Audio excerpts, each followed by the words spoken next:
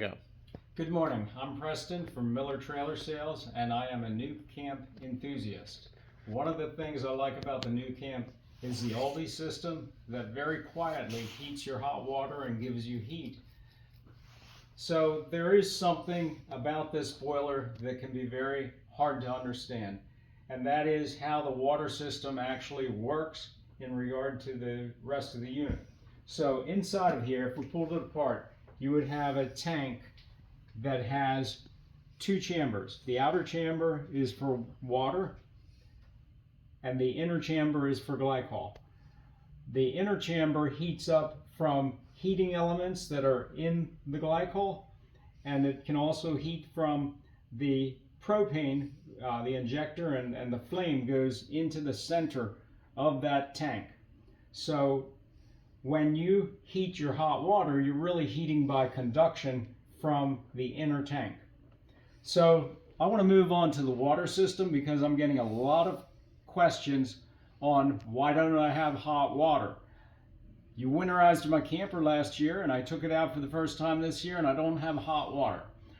Well, I was brought a Tab 400 yesterday that was the exact situation, and what I found was that the person had a water hose that had algae in it over the winter, and all of that algae ran into this inlet screen and through the inlet screen and into the mixing valve. This is a mixing valve, and you can see inside there's still some of that crap in there from the algae. The hot water system is designed so that there's a hot side and a cold side. When it comes out of the boiler, it goes into the hot side, it mixes water from the cold side, and it becomes warm water going out. Now, why is that important? Because this runs at about 176 degrees on hot, and when you open the faucet at 176 degrees and put your finger under it, your skin's coming off. So they put this in as a safety valve. The earlier safety valves looked different, but this one's thermostatic. The others were just a fixed orifice. So we're going to move back. One more thing I should point out here is the pressure relief valve, because we're going to talk about that too. The pressure relief valve has two functions. One is to lift off when the pressure inside exceeds about 49 pounds. It says on the side of the camper maximum 50 psi. Well, in your campgrounds, typically they're going to run higher pressure, sometimes even over 100 pounds, to be sure that everybody gets water. So what I find in the campground, if you don't use a pressure regulator, this is popping up and opening and dumping out your water. So you put the pressure regulator in, and sometimes it'll still dribble because a fixed orifice pressure regulator might not drop it the pressure enough to keep it below the 49 pounds this is set to. In which case, if you put two pressure regulators inside, you might have a chance of not having, two in series might drop it enough to get it below that pressure.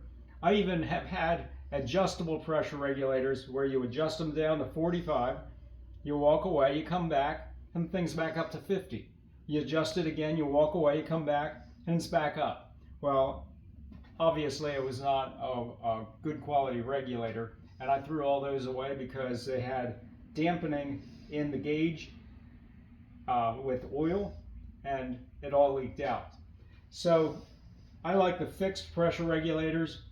Try putting them in line, or if you get a problem where the pressure is too high, pump the water into your tank and use your own pump so you don't have to deal with pressure that's too high in the campground. Okay, I want to go and show you some things on this water system.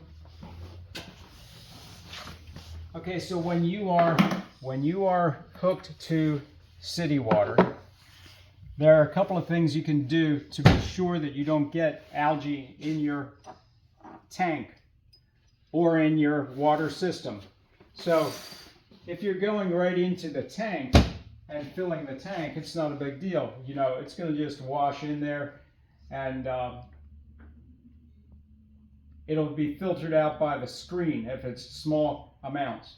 But if you have a lot of algae going in all at one time, it is a big deal. So you want to take the sequence for hooking up at the campground or at the home would be to screw on the hose, flush out the spiders that are in the end of your faucet, then screw on the hose, and then screw on the shutoff valve so that you don't have to be running back and forth when you find you have a leak somewhere to shut it off. You can shut it off right here at the end of the hose. Then put on your pressure regulator. And then put on your angle fitting that makes it convenient if you're using a Nautilus or some other thing. Even here, an angle fitting or even a right angle fitting might be a nice touch. Problem with this angle fitting is the person who brought the 400 to me yesterday actually had the angle fitting on when she brought it. So she could not see that there was all kinds of algae that had collected on this screen. When she brought it to me and I hooked it up to her fitting that was already here, I got no water pressure inside at all. And she told me she had cold but not hot. Well, when I checked the screen on her water pump, had a little bit of debris on it, and then I pulled this off and checked the screen here. It was solid, full of black algae that had solidified because that had been like a week before that she called me from the campground. So then I went in and I took the mixing valve apart, and like I said, the mixing valve had that black stuff in it. Even though it can be disassembled, last time I did one, it took over 45 minutes to get it all apart and clean, because you have screens on each side and you have a pintle, an orifice inside there. So it's just not worth it to me. I did try soaking it and blowing it out with compressed air, and I got minimal flow through it after I'd repaired the rest of the system. So I took it back out and put a new one in. I want to talk a little bit more about this pressure relief valve. Sometimes there is a misunderstanding about it simply because people don't quite understand. We'll look in here and see what we've got. The CSS, the early CSS, is really nice because you can see a lot of the components installed. We've got the pressure relief valve here. We've got the two drains. We've got a hot and a cold drain. We've got the bypass valve. We've got the mixing valve, and that's an earlier style.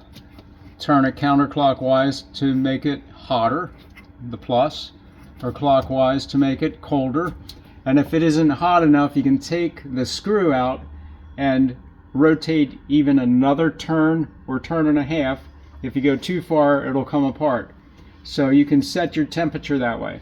On the newer thermostatic style, all the way counterclockwise is the hottest setting. I find it to be acceptable at that hottest setting for most people.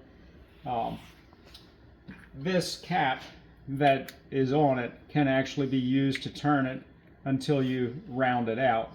I believe it's 5/16. In any case, it's an important component. The early Tab 320s did not have a mixing valve in. I didn't hear of anybody getting scalded.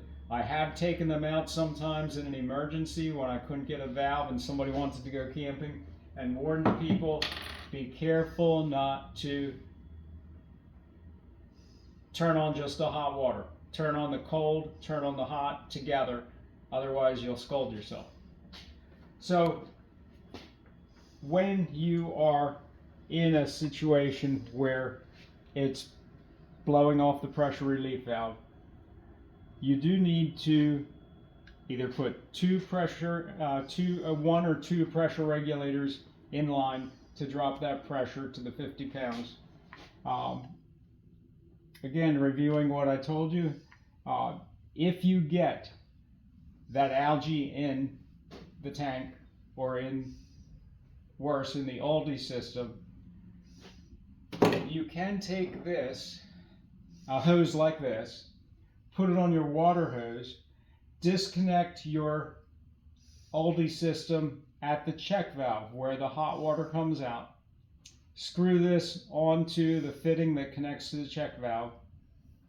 Leave the other side of the check valve in place so that it doesn't drip water out.